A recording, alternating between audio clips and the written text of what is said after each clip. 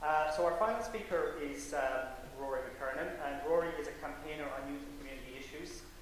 He studied business in Scotland before travelling and working around the world. I'm sure many of you are aware, but he is of the website Spun Out, but he's actually one of the founders of the award-winning Spun Out youth organisation, which he founded when he was 25. And maybe, I think it's back in October, I think, as you know, there's a lot of presidential debates because of the election, but I think Spun Out and Ruairi organised one of the best debates, I think, for the presidential election, which allowed actually young people to have a say in that.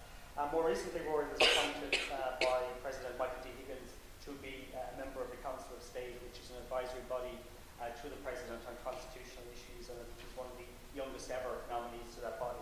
So I'm allowed to thank you very much for coming and hand over the floor to Ruairi, who's going to be our final speaker before we have questions and answers.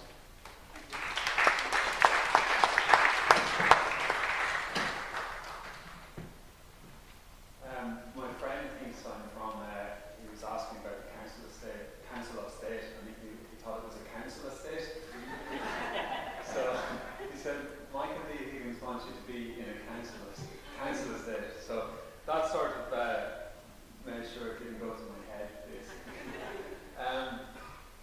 I think I'm just doing a lot of listening today. I don't think anybody has all the answers for you or for me or for democracy or for voting. So I think what's really important is that we just start talking and debating and listening to each other. I really feel that when we look at the mono issue or the single issue of voting at 16, we really need to kind of expand it right up and go, why, what's the point, and in what context. And for me, we're talking about democracy, and the word democracy comes from the Greek around people power. Do people have the power or do they not? And if they don't, who does have the power? So we need to start asking those big questions and also demanding some answers.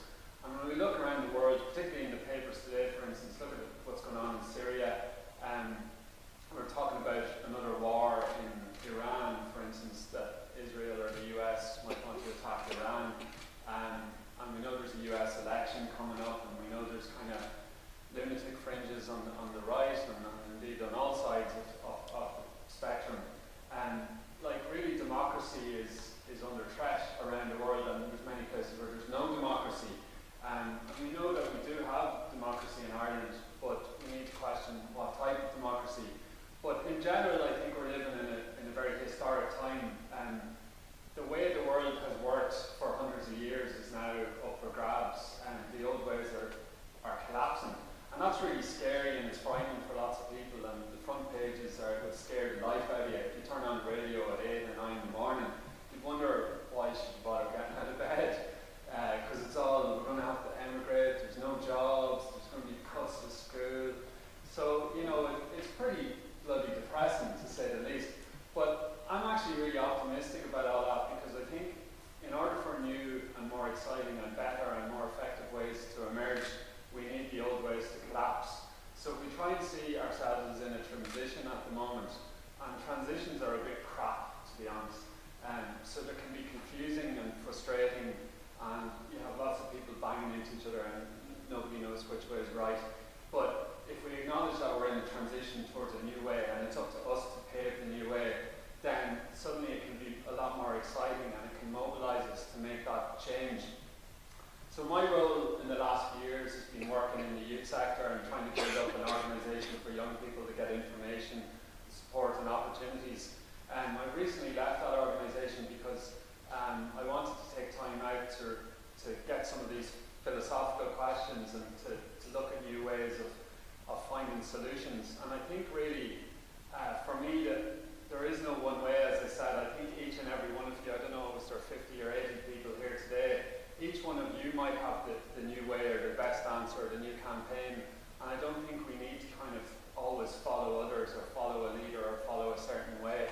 And I do commend your campaign, and I celebrate this campaign. I think we all need to get behind it. But I also think that each and every one of you probably have your own ideas, not just to feed into the campaign, but also to make a difference in the world. My experience in the political spectrum in the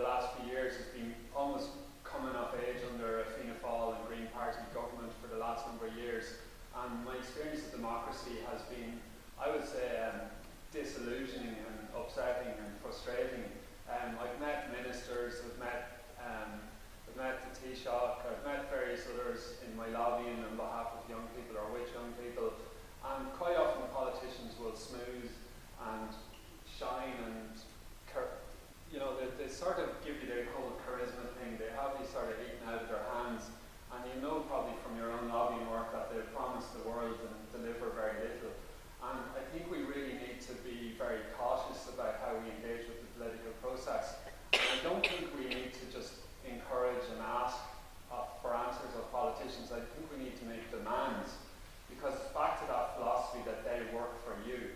The politicians work for you. They're representing you. They're representing the country, meaning that they're supposed to represent our views, not to take their own views or the views of business or the views of multinationals and take them forward, or the views of bankers.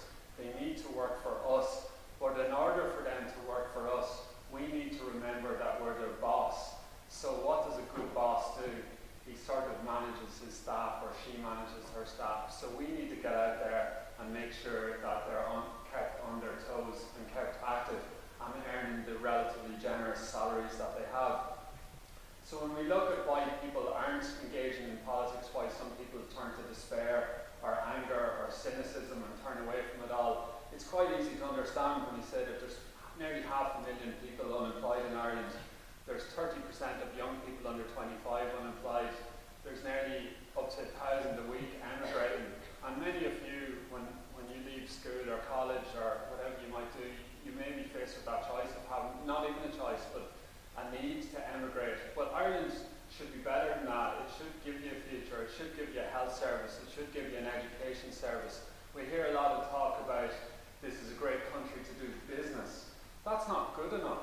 You know, like, that's grand that it's a good country to do business, but what about a good country to live in, for a start? What about a good education system? What about when you or your mother or your grandparents get sick, that they have a health service to get? What about treating people with respect? So I think really what we need in this country is a new vision, and beyond that we need a new constitution, and in many ways we just need a new bloody country. So that's where it begins for me, that we need to really start being bold and to start dreaming big and to start having an imagination. And years ago when I started campaigning, I was called idealistic, and the Taoiseach at the time said that people who were dissenting or critiquing the Celtic Tiger were cribbers and moaners, and he suggested something along the lines of suicide. What we need to do is celebrate dissent. Being critical isn't a bad thing. You know, if something is wrong, it's wrong. We need to not be afraid to be critical, but unfortunately, for various historical reasons in Ireland, we've been afraid to dissent, we've been afraid of protest, we've been afraid of saying something is wrong, probably because we're going to be marginalised and probably because we're going to be punished if we do that. However, we need to have the courage to stand up and to say what's wrong, but in doing so, we need to be prepared to propose our own solutions and alternatives. It's not good enough just to be pointing out the problems. As Simon Harris pointed out this morning, we need to sort of light a candle rather than just curse the darkness. And I think the vote at 16 is one proposition, but there are many, many others. And I say that we all need to mobilise, that this is a really exciting time, I say again, in global history and in Irish history. And we don't need to buy into the vision of Ireland that is about the IMF, that is about NAMA, that is about cutbacks, that is about emigration. We should demand and create a better country. And I think you're all sitting here in a bunker of a hotel on a Saturday afternoon, and I think that really is where it's at right now. Everybody's wondering what can you do, but they're too busy sort of watching the TV or buying into all the crap. What we need to do is get together, give up our free time, not see it as even giving up our free time, but just to join together and to join forces and to have confidence and have faith in each other and to start asking the hard questions and putting forward our solutions, and in terms of this campaign and all the others, to make demands, not to sit here like servants or serfs, that we are the powerful and we need to let them know that we're powerful. And I'll leave it at that.